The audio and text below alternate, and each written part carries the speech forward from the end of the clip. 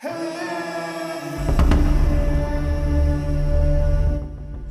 tidak tahu teman-teman bagaimana cara melatih otak agar bisa melakukan serangan yang seperti dilakukan Rasme Babu Pragnananda, Grandmaster asal India ini.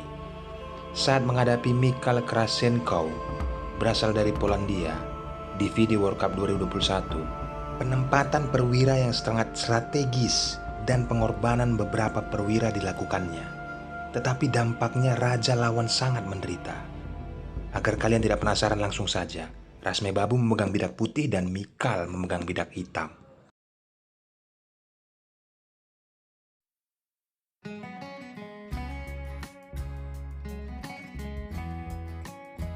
Pragnananda memulai dengan pion B satu langkah. Terjadilah pembukaan Larsen. Pembukaan Larsen ini berasal dari salah satu pemain catur ternama ya teman-teman, Ben Larsen, berasal dari negara Denmark. Setelah hitam menaikkan pion E, kali ini gajah dinaikkan ke B2. Next, hitam pion D6 dan putih pion C4. Putih melakukan sayap kiri dan hitam melakukan pertahanan dari pion center. Pragnananda memecah pertahanan itu. Bagaimana kita melihat di sini, pertukaran pion center dilakukan oleh Pragnananda. Disambut oleh pion, kondisi ini dia ciptakan teman-teman. Tujuannya jelas, agar di lini pertahanan pion center terbuka, sementara perwira ataupun gajah putih ataupun gajah hitam yang dimilikinya diarahkan ke raja hitam. Perhatikan, kita sambil melangkah, saya akan terangkan langkah yang dilakukan oleh Pragnananda. Tujuannya kemana? Setelah kuda ke C3, hitam melakukan langkah inisiatif, yaitu kuda ke C5. Tetapi teman-teman harus pahami ya, setelah benteng bergeser, mengajak pertukaran terlalu dini bagi Krasenko melakukan itu. Tujuan dari Pragnananda adalah menggeser beberapa perwiranya ke sayap menteri. Nah, sekarang giliran benteng dan berikutnya giliran kuda.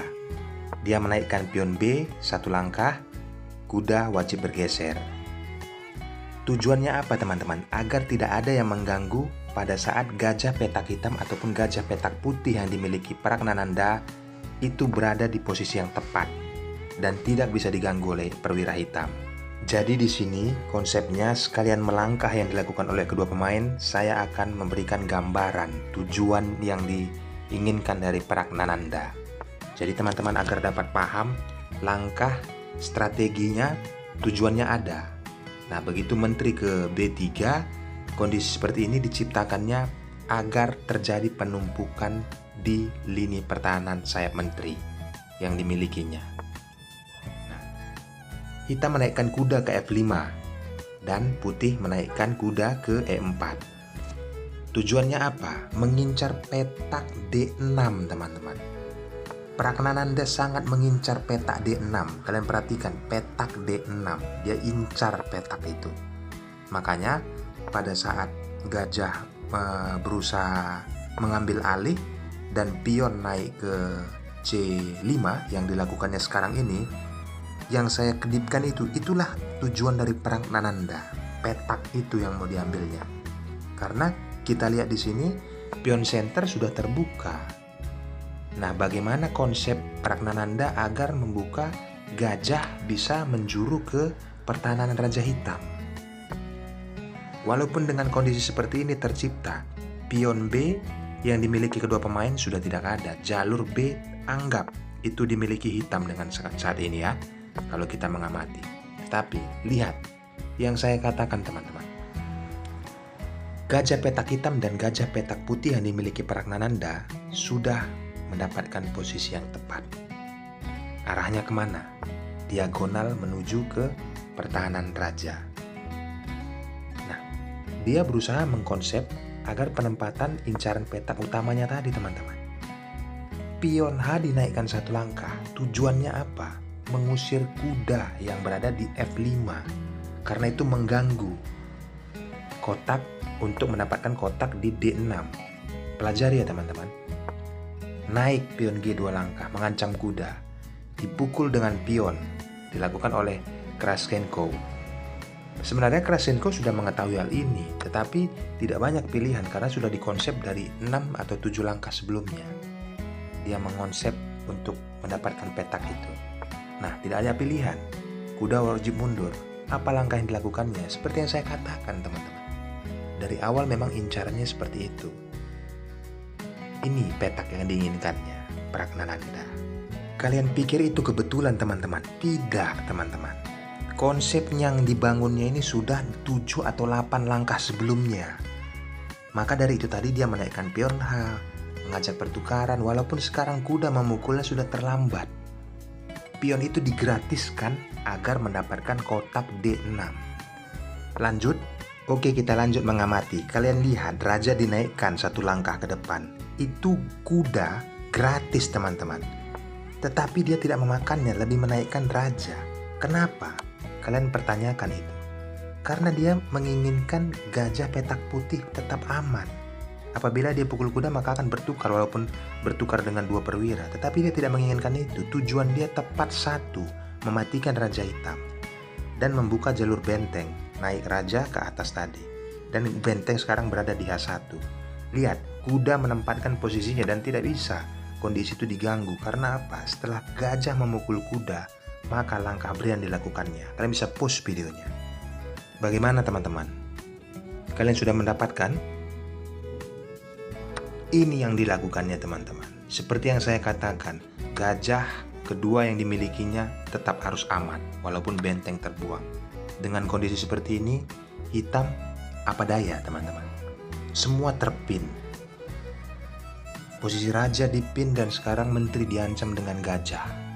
Inilah konsep yang dibangunnya, teman-teman, 7 atau 8 langkah sebelumnya. Dan kali ini menteri turun ke D8. Lihat, langkah berikutnya kuda ke G5.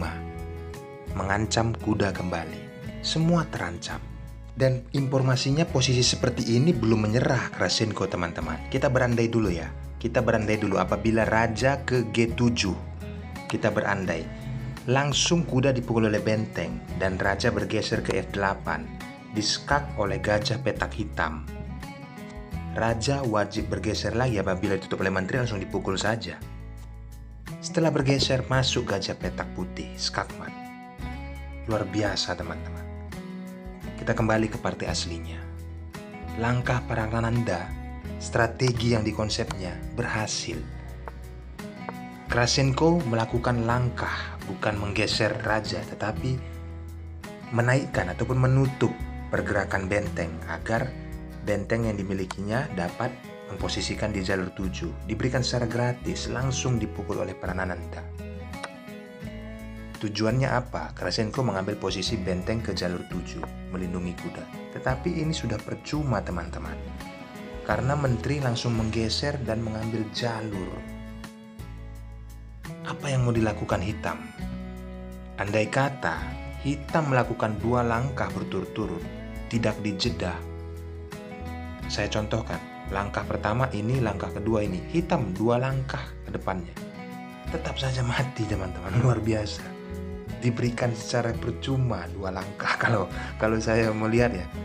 Tetapi kita berandai lagi, benteng coba ke G7. Ini udah menyerah ya Krasenko, teman-teman. Dipukul dengan gajah kudanya. Posisi menteri terancam. Apa yang mau dilakukan lagi oleh hitam? Tidak ada yang bisa menyelamatkan. Petak gajah putih dan petak gajah hitam mengancam posisi raja. Langsung skakmat di sini. Luar biasa. Saya tidak bisa memikirkan langkah seperti ini, teman-teman. Tetapi saya setelah berjalan melihat, mengamati, tujuan dia jelas dari awal seperti ini, saya pikir. Makanya saya sampaikan kepada teman-teman, ambil pelajaran pentingnya dari pertandingan ini. Jadi dikonsep dulu serangannya, apa, mau kemana ini konsep serangan kita. Jadi hal yang memungkinkan atau mendukung kita untuk melakukan serangan itu, lakukan pengorbanan apabila itu perlu, dan buat strategi yang penting untuk melangkahkan perwira. Akhir kata saya ucapkan thanks and God bless. Bye-bye.